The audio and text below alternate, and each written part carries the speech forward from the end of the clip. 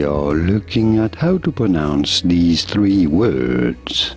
Their pronunciations might sound rather similar, but their meanings are very different, and you do not want to confuse them, do you?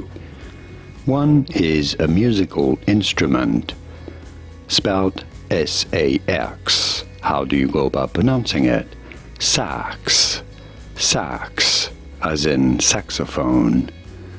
The second one is a number. Number 6. Six. The last one, well, you know what it is, and it's better than an instrument and better than a number. How to go about pronouncing it? Sax. Sax. Let's summarize. Sax.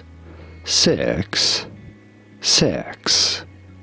Did you get it? Does that all make sense? Are you able to differentiate those different words? Let me know in the comments. Here are more videos on how to pronounce more words in English whose pronunciations aren't exactly always obvious. I'll see you there to learn more. Don't stop, 'cause ghetto funk has got to beat the show shot. I share rock to the rhythm, you don't stop. So who the squad that'll make the house drop? Ghetto funk with the rhythm, you don't stop. 'Cause the squad has got to